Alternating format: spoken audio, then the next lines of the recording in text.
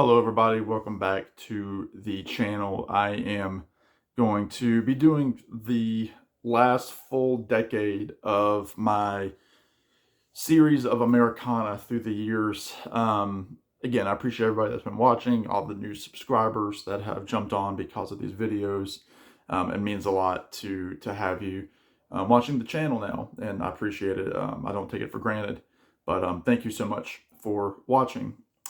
This is kind of where things become a bit more geared toward my own personal taste versus, where Americana stands. A lot of these albums are by artists who are really at the top of their game right now.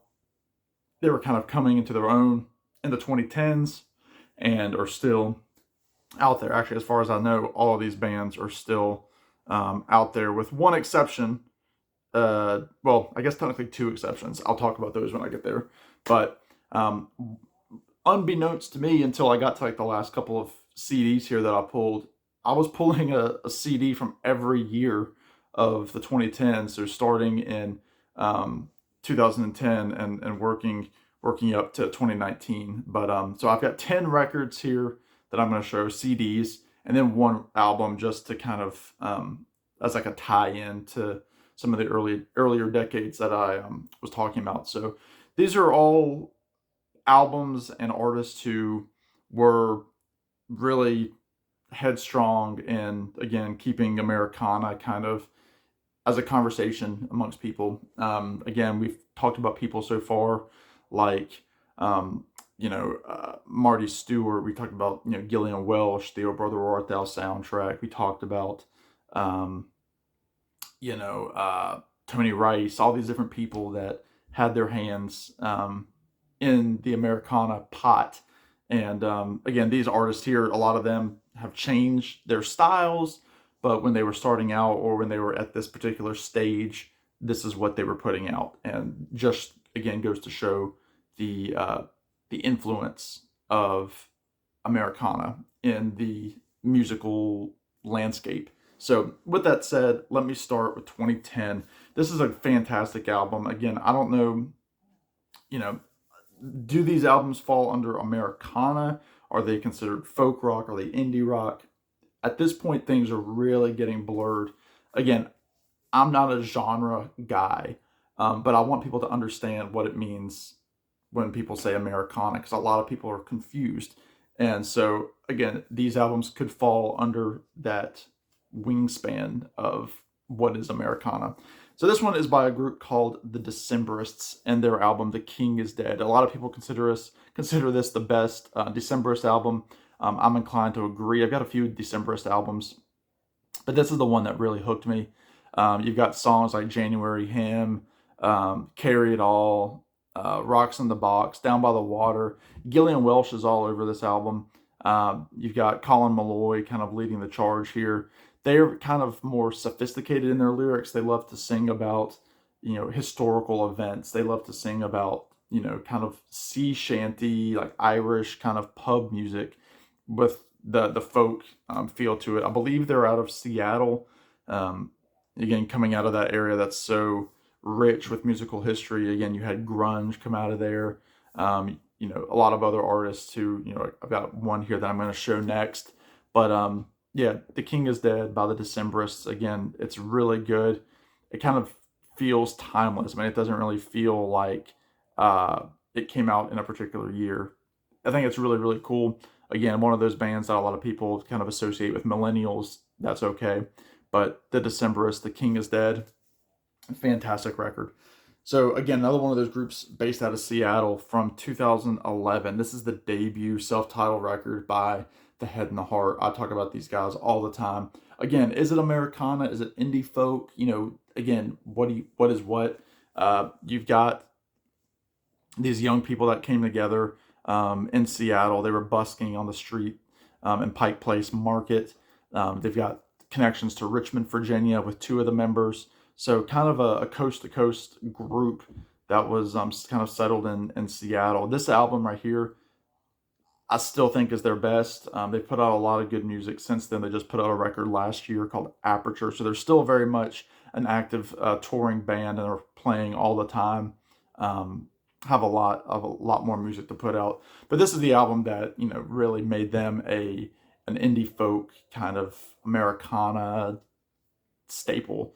Songs on here like Down in the Valley, Rivers and Roads, Lost in My Mind, Cats and Dogs, Heaven Go Easy on Me, Winter Song. Just a lot of really, really good acoustic 3-part harmony kind of tunes with the 3 singers at this point, Jonathan Russell, uh, Josiah Johnson, and Charity Thielen. Really, really good stuff. Uh, yeah, I listened to this album a lot. This was a COVID discovery for me back in 2020, early 2021, and I haven't looked back since. They're fantastic. Again, have that feel of again acoustic, indie, whatever you want to call it. Head in the Heart, self-titled debut. All right, jump into 2012. This is an artist who changed his style, and a lot of people are going to jump on me because they're like, "Oh, he's not Americana." Well, this album, if this isn't an Americana album, I don't know what is. He was drawing inspiration from Bob Dylan. He was drawing inspiration from the Laurel Canyon scene, from Neil Young, Joni Mitchell, all those guys, Randy Newman, and he put out this fantastic album. Oftentimes, I will say this is a top 10 album of all time for me, and I always think about this album in January. I'm probably going to keep this out and spin it before the month ends, and that's the album Born and Raised by John Mayer. Now, again, come at me with your comments, jump on me, whatever you want to say. He's just the guy that sings Your Body is a Wonderland. He's not, I've talked about John Mayer so much. Just finished a very successful run with Dead and Company before Bob Weir passed away. He is a guitar virtuoso. He's kind of the next breed of guitar gods, following in the steps of Stevie Ray Vaughan, Jerry Garcia, those types of guys. Can play acoustic and electric guitar beautifully. He's a great songwriter. This album has David Crosby and Graham Nash singing background vocals on it. The follow-up to this album had, more of those kind of songs on it. He kind of drew the eyes of a lot of those older guys in 2012, and this is just fantastic. Listen to the song Queen of California. Listen to the song Walt Grace Submarine Test. Listen to the song Something Like Olivia, which is this nice little blues tune. The title track, Born and Raised, is the track with Graham Nash and David Crosby on it. It's fantastic. It would fit right into those records from the late 60s, early 70s. Whatever you want to say about John Mayer, don't say it until you give this album a chance. I know some people hate his voice, some people this and that. Just give this a bona fide listen and let me know what you think of it. I think it's wonderful. Born and Raised by John Mayer from 2012. 2013, again, we're kind of in the world of indie artists, this Americana stuff that's coming out, these guys that are playing festivals.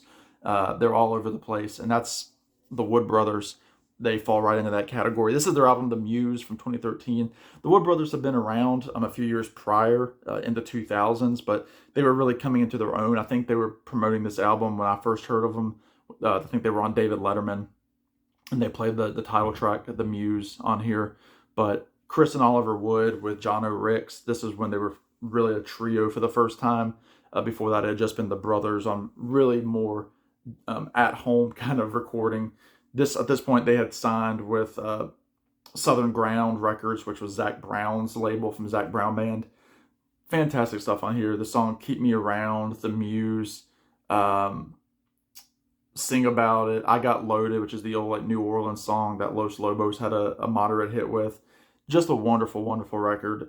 The Muse by the Wood Brothers. I've seen them a million different times. Got to meet them back in November, and nice guys. So the Wood Brothers kind of keeping that, feel of, I don't even know, like, not deadheads, but people that would follow them around. They play this different set list every time they're out and about. Just wonderful, wonderful music, and they're great writers too. I need to speed this up a little bit.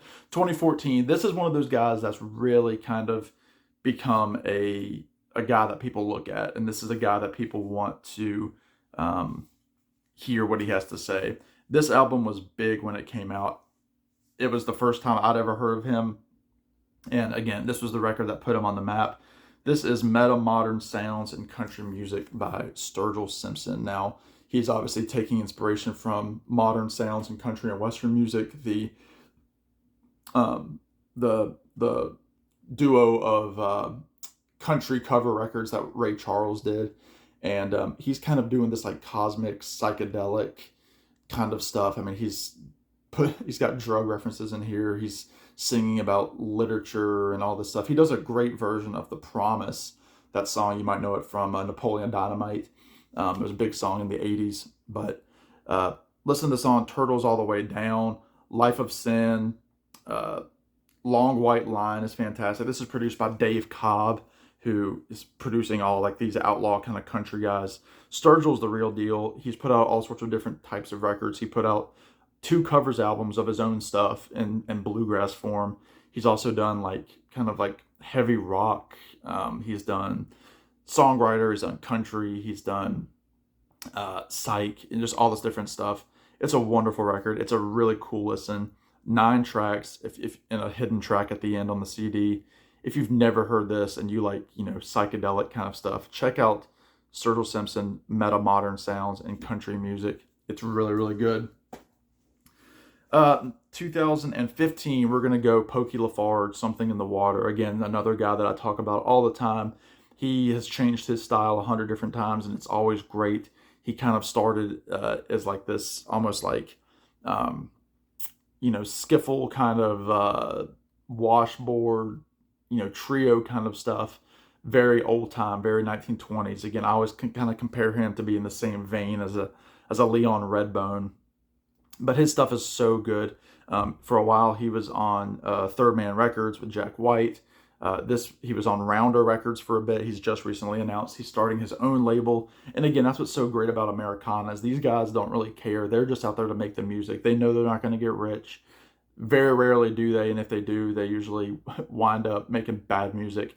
But Pokey has kind of stayed true to what he wants to do. This album is kind of the last of his, again, more like Tin Pan Alley kind of stuff. And then he moved to rockabilly. He kind of moved to like, island kind of calypso music for a couple of records. So really, really cool stuff. Pokey LaFarge, Something in the Water. Local artist here, 2016. This is from Dory Freeman. This is her self-titled album. This is, again, fantastic singer-songwriter stuff. If you like kind of lower range voices like Brandi Carlile. She's not as dramatic as Brandi Carlile, which is a good thing for me. But she's fantastic. I've seen her several times. I've got to meet her a couple of times. Wonderful song. Listen to the song You Say. Listen to the song Go On Lovin', kind of a country heartbreak kind of ballad, like the way that Patsy Cline would do it. She's from Galax, like I said, here in Virginia. And again, she's, open for a lot of different people. I've seen her open for Rick Robertson, the songwriter, not the guy from the Black Crowes. Just recently saw her open for a bluegrass group. I've seen her open for Camp. Her husband now plays with the group Camp. But yeah, Dory Freeman, great female singer-songwriter from Virginia. Another guy that's really making a name for himself from 2017. This is the self-titled Lucas Nelson and Promise of the Real. Lucas Nelson, obviously the son of Willie Nelson. Lucas kind of falls more in line with like more bluesy, more in line with like Tom Petty. He's got country elements. His voice, there's no denying he's a Nelson. But this record right here, I mean, good grief, it's good. It's got some soul and gospel kind of influence. He's got some great female singers with him. He's got a duet with Lady Gaga on here, which is fantastic. All of his records are great. There's always a couple of rockers. There's some beautiful ballads. Listen to the song Set Me Down on a Cloud. Fool Me Once, what a bluesy song. My word. Forget About Georgia is just this beautiful tune that he sings about a girl that he dated, and about him having to sing Georgia on My Mind every night with his dad, and this girl's name is Georgia, and so it's like him singing, he's got to sing her name every night, but it's really good.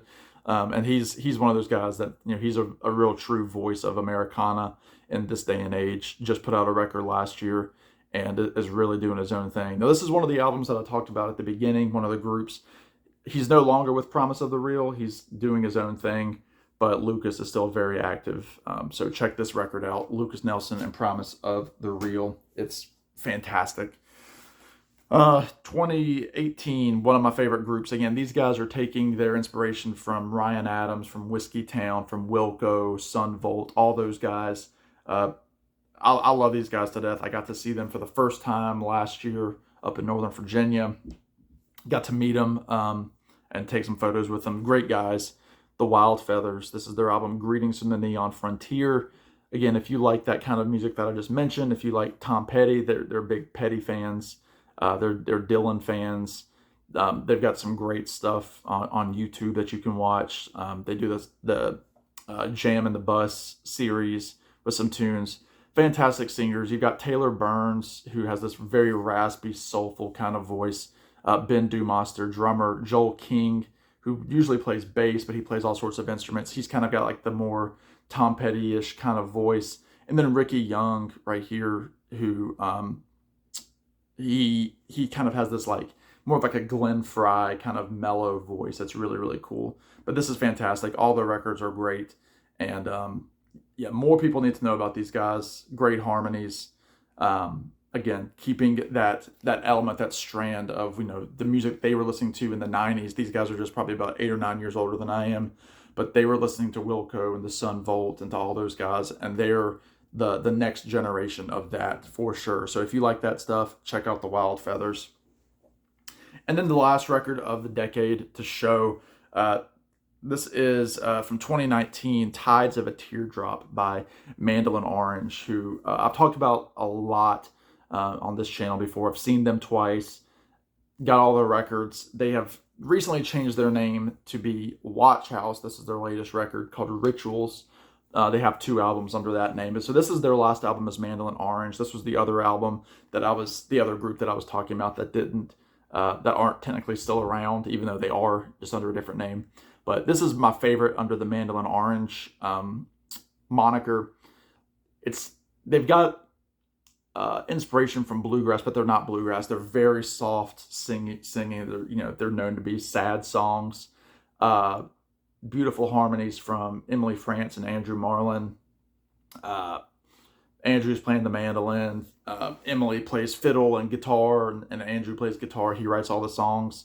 But they've got some bluegrass elements, but it's mostly, this soft kind of duo singing acoustic music that's just so nice. It's like, you're walking through the woods kind of in the fall type music.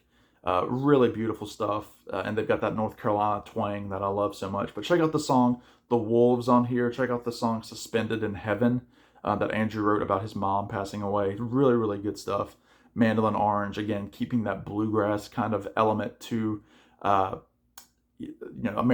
in the 2010s, similar to groups like the Punch Brothers, Nickel Creek, Sarah Jarosz, people like that are Alfie O'Donovan, people that are keeping the bluegrass element, the Bill Monroe, the Tony Rice feel in their music and keeping it strong. Now, again, there are lots of artists that I left out. At this time in the late 2010s, Billy Strings is making a name for himself. Some of the artists that I showed in the last decade are going stronger. Old Crow Medicine Show, again, Gillian Welsh. Marty Stewart is still making a name for himself in this period. Dwight Yoakam, all those people are still doing their thing. But yeah, this is kind of like the new generation of folks coming out of that scene.